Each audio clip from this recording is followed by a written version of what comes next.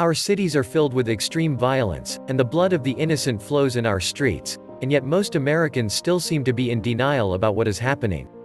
This isn't just a momentary spike in violent crime that we are witnessing. The increase in violent crime that we experienced in 2020 was unprecedented, and things have been even worse in 2021. If you are not familiar with those numbers, here is a reminder. Police and public reported data details that from January through March of 2021, the homicide rate rose by 28% from the same period last year in 20 major cities across the country.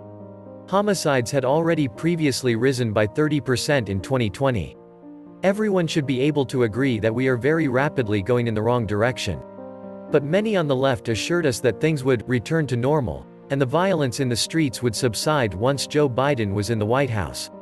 Obviously, that hasn't happened. In fact, the violence in New York City over the weekend made headlines all over the nation. New York City is officially back. Almost 30 people were shot in New York City this past weekend, and that number was only up until about 2 p.m. on Sunday. 29 victims in total had been struck by gunfire by early evening Sunday, according to the New York Post, with one reported fatality. These kids are having running gun battles and innocents are getting shot, one veteran NYPD officer told the Post.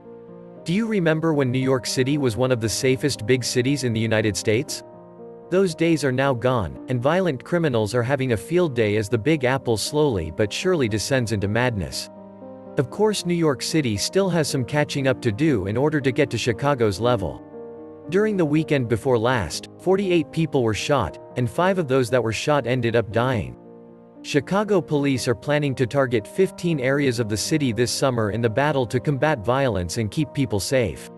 The plan comes after a particularly violent weekend in which police say 5 people were killed and 48 people were shot, including 2 police officers and 6 juveniles. Authorities in Chicago have promised that they will work very hard to implement their plan to fight violent crime, but things certainly didn't get any better this past weekend. In fact, they got even worse. Over the weekend, 55 more people were shot, and 11 more people were killed. What a nightmare. But if you want to see a city that is quickly becoming even more violent than Chicago, just check out Minneapolis. Violent crime in the city spiked dramatically in 2020, and the numbers have surged even higher in 2021. The city has seen a 222% increase in carjackings this year compared with this point in 2020, averaging 1.27 incidents per day, according to police data. Homicides are up 108% from a year earlier, while shootings have risen 153%. If you are running a city in carjackings, shootings and murders are all up by triple-digit percentages, you are definitely not on the right track. Minneapolis had been the epicenter for the defund the police movement, but now that violent crime has started to spiral out of control, the city has decided to bring in outside law enforcement help. Minneapolis police are bringing in outside help as they try to temper weekend violence that killed at least 4 people, including a college senior who was out celebrating graduation. Mayor Jacob Frey, speaking a day after a mass shooting downtown, said the city has asked state and federal agencies for assistance, as Minneapolis police face a shortage of officers. Is anyone surprised that Minneapolis is now facing a shortage of officers? What did they think was going to happen when city officials endlessly demonized the police? On the West Coast, authorities are facing other sorts of problems. The number of people that died from drug overdoses in San Francisco was twice as high as the number of people that died from COVID last year, and addicts continue to litter the streets with thousands upon thousands of used drug needles. Street crime is completely out of control as addicts endlessly search for money for their next hits. But city politicians keep insisting that they can handle this crisis. Crime is on the rise from coast to coast, but before I end this article, one would like to discuss one more type of violence that we have seen in recent days that is especially chilling. Israel's conflict with Hamas sparked a huge wave of anti-Jewish attacks, and many of these incidents made international news.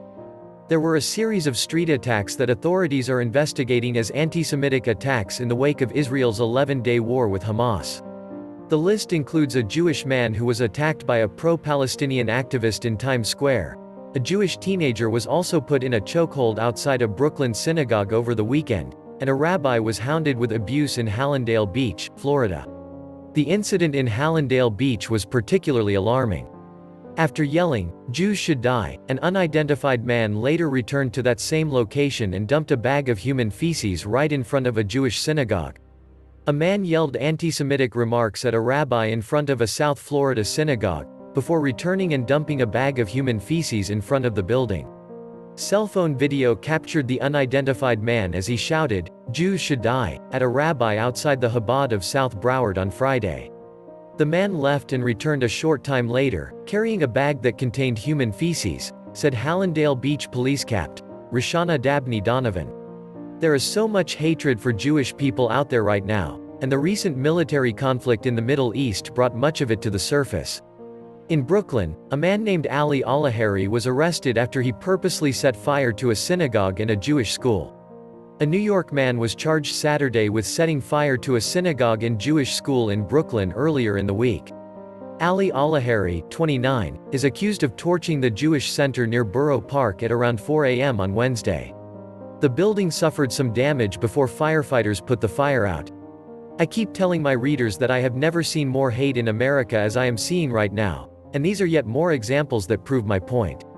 Sadly, the level of hatred is likely to go even higher as our society comes apart at the seams in the months and years ahead. As our major cities devolve into lawless wastelands, what are you and your family going to do? Do you plan to stick it out, hoping that things will eventually return to normal? That will be the choice for a lot of people, and many of them will deeply regret going that route. Others anticipate that they will just rely on their survival skills if things get crazy enough. But one new survey has found that most Americans are severely lacking in such skills. Are you ready for life as a mountain man or woman? Apparently, the average American thinks they are, even if most can't even start a fire. A new study finds the average American thinks they can survive for 16 days alone in the wilderness. The survey of 2,000 people reveals Americans feel quite at ease with the idea of surviving in the wild. However, only 17% feel very confident in their ability to start a fire with flint. Moreover, just 14% feel the same about their ability to identify edible plants or berries in nature. The truth is that most people don't have any sort of a detailed plan for what is ahead, because most people still believe that everything is going to work out just fine somehow. Meanwhile, our cities are becoming more lawless by the day, and the last 12 months have clearly demonstrated that it doesn't take much to push the restless populations of those cities over the edge and into violence. This was The Survival Economist. Please like, share, subscribe, and please take some time to subscribe to my backup channels. I do upload videos there too. You'll find the links in the description box. You will also find a PayPal link if you want to make a donation. Thank you wholeheartedly to all those of you who have already donated. Stay safe and healthy, friends.